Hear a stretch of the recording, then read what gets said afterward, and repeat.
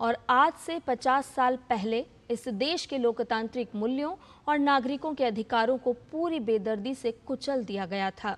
हम बात कर रहे हैं इमरजेंसी की, जिसे 1975 में इंदिरा गांधी की सरकार ने इस देश पर लादा था। इस काले अध्याय की 50वीं बरसी 25 जून को आने वाली है, जिसे संविधान हत्या दिवस के रूप में पूरे देश में मनाया जाएगा। और इस मौके पर डीडी न्यूज़ लाया है एक स्पेशल सीरीज इमरजेंसी एट 50। और इसी कड़ी में आज हम आपको दिखा रहे हैं कैसे इमरजेंसी के दौरान तत्कालीन इंदिरा गांधी सरकार ने न्यायपालिका पर जमकर हमला बोला। इतना ही नहीं, संविधान की प्रस्तावना में भी बदलाव कर संविधान की मूल आत्मा पर प्रहार किया गया।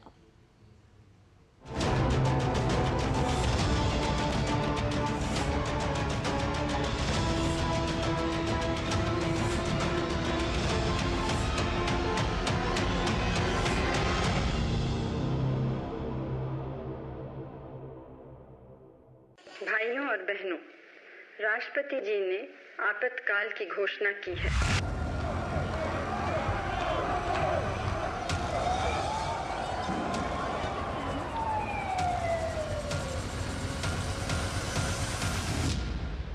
यह घोषणा भारतीय इतिहास के उस सबसे काले दौर की शुरुआत थी, जब देश में अभूतपूर्व दमन की शुरुआत हुई। लेकिन इसके पीछे कारण बना था इलाहाबाद हाईकोर्ट का एक फैसला और उसे लागू करने पर पूर्ण रूप से इनकार करने वाला सुप्रीम कोर्ट का एक आदेश। इसलिए जब आपातकाल लगा तो तत्कालीन इंदिरा गांधी सरकार ने न्यायपालिका पर भी जमकर हमला बोला।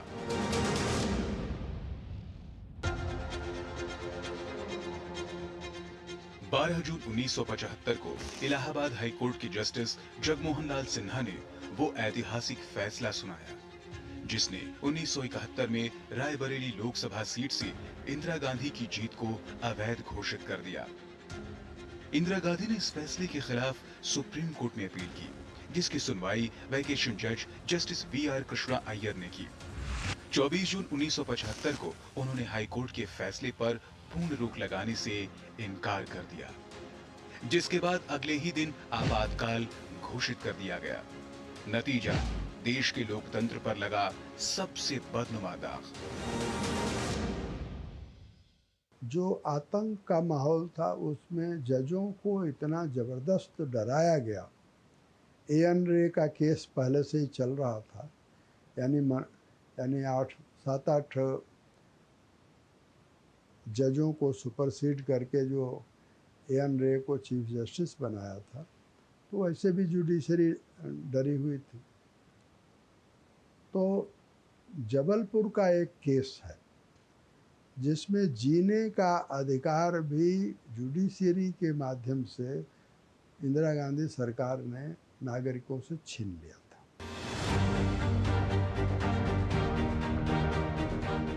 सरकार का दमन चक्र चला तो न्यायपालिका भी अछूती नहीं रही। नागरिक अधिकारों के लिए मुखर वकीलों को गिरफ्तार किया जाने लगा। मार्च 1976 में दिल्ली की 30 हजारी कोर्ट में प्रैक्टिस कर रहे वकीलों के 200 चैम्बर बिना नोटिस के ध्वस्त कर दिए गए और 43 वकीलों को जेल भेज दिया गया। फिर बारी आई ऐसे फैसले सुनाने वाले हाई कोर्ट जजों की, जिन्होंने सरकारी दमन के खिलाफ फैसले सुनाए थे। इन आदेशों को पारित करने वाले कई जजों को बदले और कई को तबादले की कार्रवाई का सामना करना पड़ा। लेकिन इमरजेंसी के दौरान न्यायपालिका पर हमले का सबसे बड़ा शिकार बने थे जस्टिस एच.आर. खन्ना। तब भारत का अगला मुख्य न्यायाधीश बनने के लिए जस्टिस खन्ना का नाम सबसे आगे था, क्योंकि वो सुप्रीम कोर्ट में सबसे सीनियर जज थे। लेकिन एडीएम जबलपुर केस, जो इमरजेंसी के दौरान मौलिक अधिकारों के निलंबन से संबंधित था, इस मामले में उनकी एक असहमति की वजह से इंदिरा गांधी सरकार ने उन्हें चीफ जस्टिस नहीं बनने दिया और उनसे जूनियर जस्टिस मिर्जा हमीदुल्लाह बेग को भारत का चीफ जस्टिस बना दिया गया। इसके विरोध में जस्टिस खन्ना ने उसी दिन इस्तीफा दे दिया था। जस्टिस खन्ना यह स्वीकार करने के लिए तैयार नहीं थे कि किसी भी हालत में सरकार द्वारा किसी नागरिक से उसके जीने का हक और अदालत में न्याय मांगने का अधिकार यह छीन लिया गया। अपने डिसेंडिंग डिसेंटिंग जजमेंट के लिए जस्टिस खन्ना को क्या कीमत चुकानी पड़ी है। ये बात भारतीय लोकतंत्र के सबसे काले अध्याय के पन्नों में अंकित है।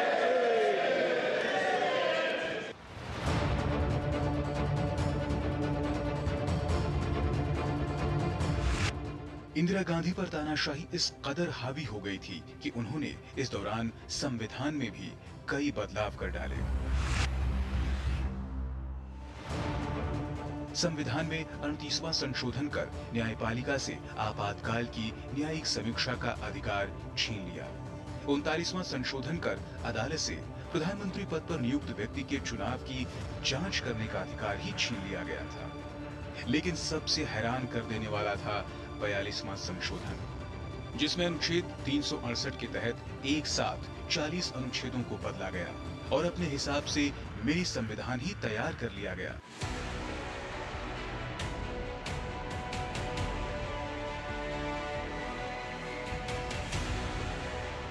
पचहत्तर वर्षों के इतिहास में यही एकमात्र ऐसा संशोधन है जिसमें संविधान की प्रस्तावना में भी बदलाव किया गया था।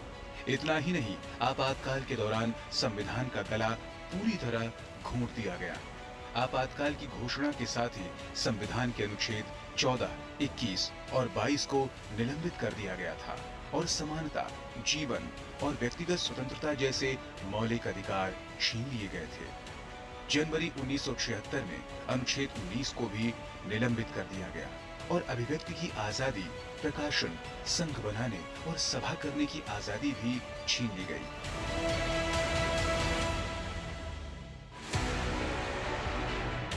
मतलब, लोकतंत्र में जनमत से डरी इंदिरा जो भी कर रही थी, कुछ भी संविधान के हिसाब से नहीं था।